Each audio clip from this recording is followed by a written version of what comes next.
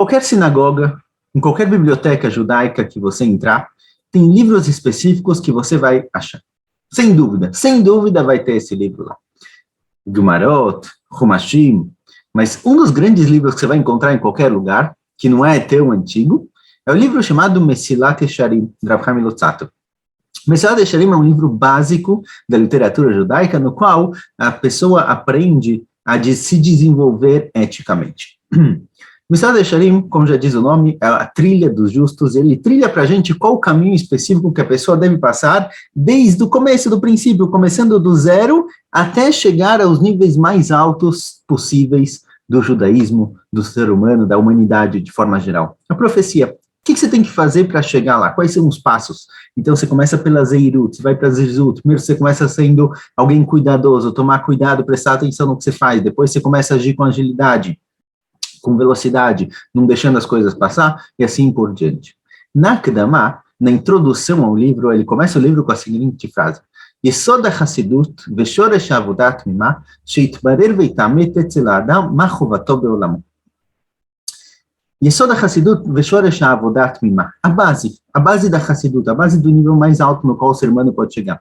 E o shoresh, a raiz da avodat mimah, é a raiz da avodat Hashem da pessoa para ela ser completa. Sheitbarer ve'itamet etzel ha'adam, tem que ficar claro, tem que ficar perfeito na sua visão, você tem que ter certeza absoluta disso. Ma chovato be'olamo.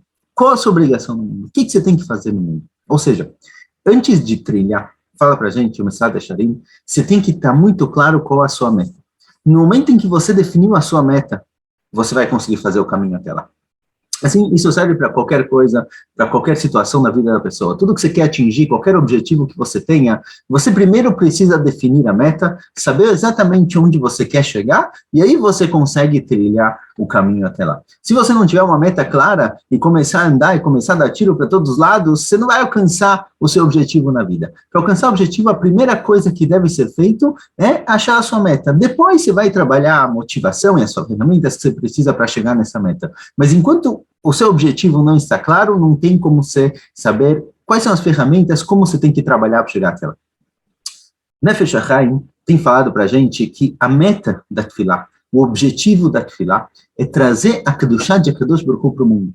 As brachot, as tefilot, a intenção em todas elas é que a gente traga a santidade, essa luz divina com a qual o mundo foi criado, em todos os seus diferentes aspectos, o aspecto de Chesed, de Din, de Gvurá, de Rachamim, todos os aspectos possíveis, trazer eles para o nosso mundo. Essa é a nossa meta. Então, quando a gente faz uma brachá sobre Koach HaReiyah, sobre a visão da pessoa, a gente está, na verdade, pedindo que a força da visão que foi criada por Akadosh Baruch Hu, no qual o ser humano é capaz de ver, e ver significa também analisar, comparar e tomar decisões, tudo isso se fortaleça no mundo. Que essa Kedushá, essa santidade, esse nome de Akadosh Baruch Hu que criou a capacidade de ver, que isso desça com mais força para o mundo e o ser humano consiga cada vez ver melhor.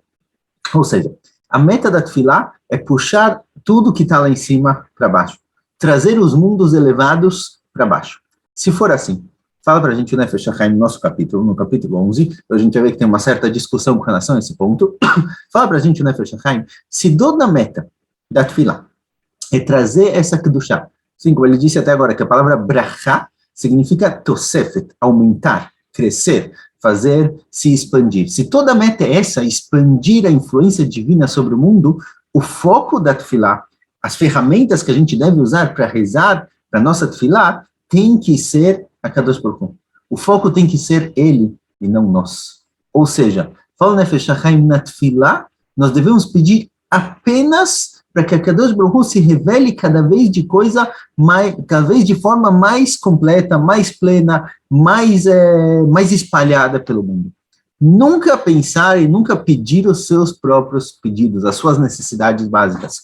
Ou seja, fala para a gente o Nefesh HaChaim, o momento da Tefilá não é um momento no qual você vai pensar, então, que problemas eu tenho na minha vida, o que está me faltando? A Kadosh Baruch Hu, eu estou precisando de Parnassá, Kadosh Baruch Hu, eu estou precisando casar os filhos, a Kadosh Baruch Hu, eu estou precisando de um shidur. Não. Fala Nefesh HaChaim, tudo isso não é nada. Tudo isso não é nada comparado a trazer para o mundo essa Kedushá de Akadosh Baruch Hu. Isso daqui talvez vão ser consequências. Pode ser que se a Kadosh Baruch Hu trouxer para o mundo essa kedushá, essa clareza, essa luz, consequentemente sua vida vai melhorar. Isso sim, se isso vai acontecer ou não, não é o ponto. O ponto da tefilá é a Kadosh Baruch Hu. O ponto da tefilá é ele e não a gente. Ele traz, por exemplo, o tefilot neged tmidim tiknum. As tefilot, elas foram decretadas, shacharit mincha ervit, tanto os avós que decretaram isso, quanto os horários da tefilot de shacharit mincha ervit, eles são keneged, eles são equiparados ao korban tamid, que tinha no Beit HaMikdash, o korban diário que era feito no Beit HaMikdash, e o korban diário era completamente queimado no Mizbeach. Os Kohanim não comiam parte desse korban, ele era completamente queimado. Então, se for assim, aparentemente, a nossa tefilá também tem que ser queimada, ou seja, a nossa tefilá tem que subir para Kadosh Baruch Hu e nunca voltar para a gente. Talvez os Kohanim comiam, porque os Kohanim são representantes de Kadosh Baruch Hu no mundo, mas o ponto é que o tzibur, as pessoas, o coletivo, ninguém comia. Isso era completamente para Kadosh Baruch Hu. E mesmo, fala na Nefesh, que aparece na Gemara, que o Yahid, o particular, ele pode fazer pedidos na tefilá, isso aqui não é o ideal. O ideal é que o foco da sua tefilá seja Kadosh Baruch Hu e não você mesmo.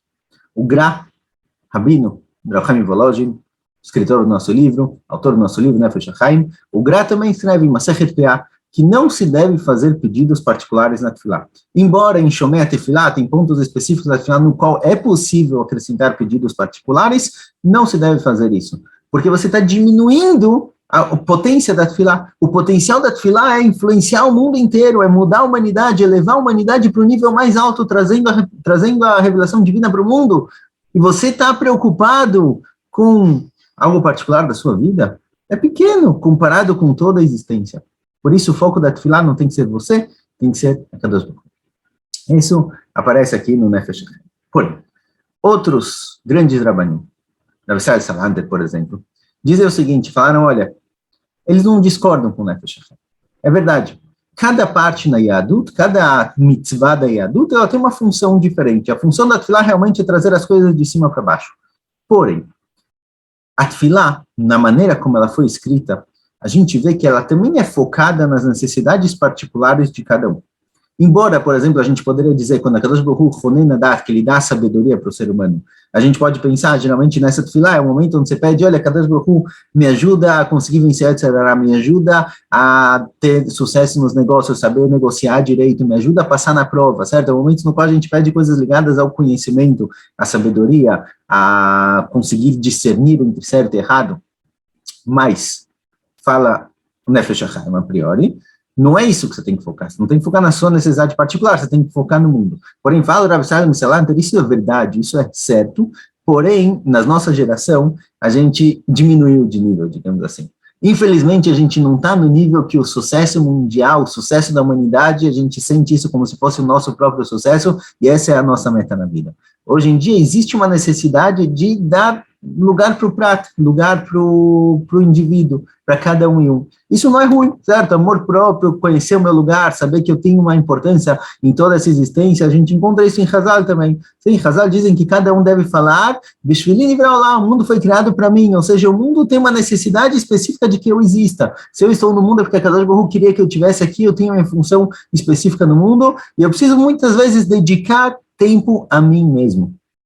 Quando eu dedico tempo a mim mesmo, eu não faço isso por egoísmo, por egocentrismo, eu sei que eu faço parte de um todo, eu faço parte de um grande mecanismo. Então, as minhas necessidades, falo, Rav Salanter, também são, de certa forma, necessárias para o claro, para o coletivo. Isso a gente encontra no Rav Hirsch também.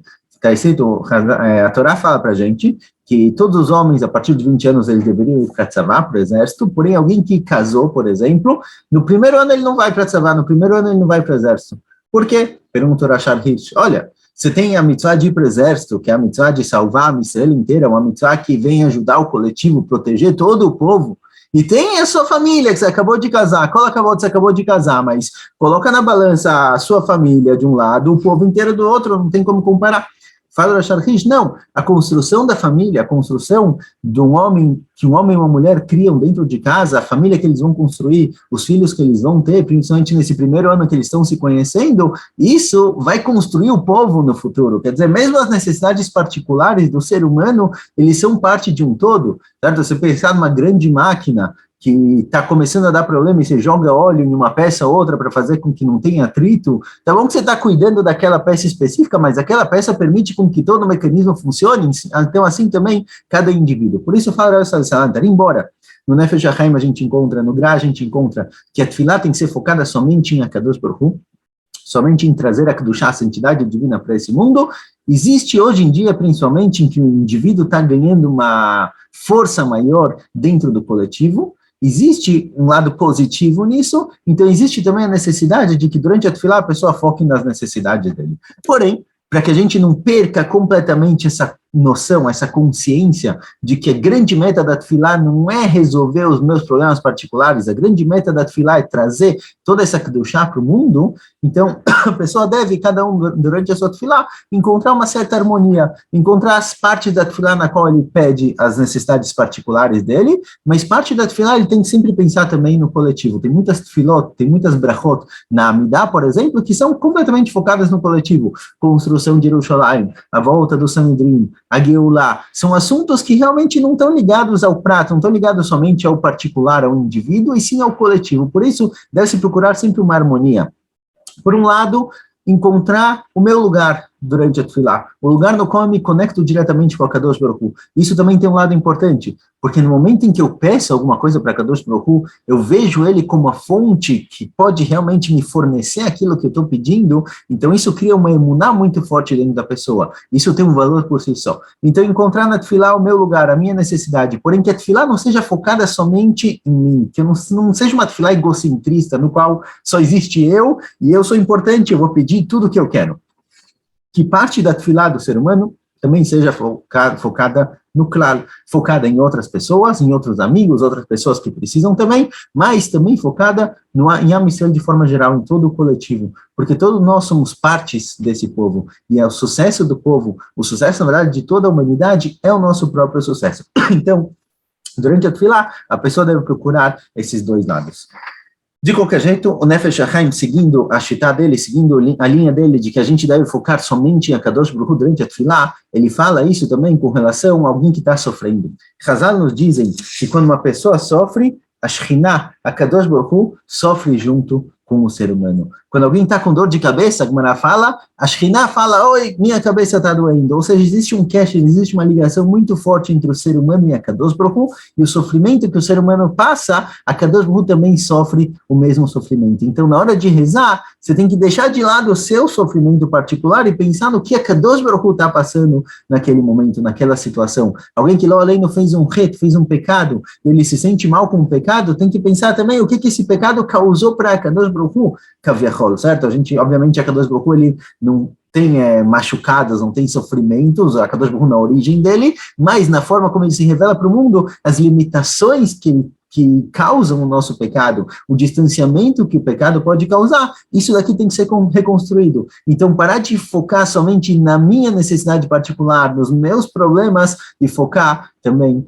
na revelação de vida, no modo como a Kadosh Baruch Hu se revela para o mundo, a conexão do mundo inteiro com a Kadosh Baruch Hu, e aonde o mundo vai, para onde o mundo vai se desenvolver, toda a humanidade que depende realmente dessa revelação de Kadosh Baruch Hu. Os primeiros 2.000 anos de história, antes que Avraham Avinu aparecesse, o mundo inteiro vivia de Hesed, falam Hazal, o mundo inteiro vivia somente da bondade divina. Ninguém fazia nada, ninguém era merecedor. A Kadosh Baruch Hu sustentou o mundo por 2.000 anos sem pedir nada em troca. Ou seja, se o mundo se mantivesse nessa situação, no qual cada um pensa na vida dele particular, ele não está conectado com a Kadosh Baruch Hu, ele não está conectado com o mundo, com os ideais, então o mundo está perdido, o mundo não tem futuro. A gente deve sempre estar rezando, sempre fazer tefilot, pedindo para que a Kadosh Baruch Hu abra os nossos olhos, abra os olhos de todas as pessoas que estão na nossa geração e nas futuras gerações, para que a gente consiga realmente ver um futuro melhor, ou seja, criar um futuro no qual os ideais judaicos, os valores judaicos, eles têm uma presença real na nossa vida, e que todas as midot raot, mesmo questões de egoísmo, de crueldade, virtudes que são negativas, que a gente não quer que elas existam no mundo, que todo mundo consiga abrir os olhos e ver o modo correto de viver, o modo certo de viver o mundo. Então, a nossa tefilá tem que ser focada no coletivo, e às vezes mais do que o coletivo, não só a Israel, mas sim a Kadosh Baruch Hu. A gente tem que focar, olha, qual o plano divino para o mundo, o que a Kadosh Baruch Hu espera do mundo. Kadosh Baruch Hu quer que o mundo chegue em tal lugar, saiu do ponto A, vai chegar no ponto B, qual é esse ponto B, onde o mundo tem que chegar, e o que eu posso fazer para o mundo chegar lá. A meta da Tefilá não é a minha vida particular, falando Nefesh HaChaim, a meta da Tefilá é que a humanidade, toda a existência, chegue no objetivo final dela, na conexão completa com a Kadosh Baruch Hu, e esse tem que ser o foco na nossa Tefilá. Em breve, seguimos em frente. Tchau, tchau.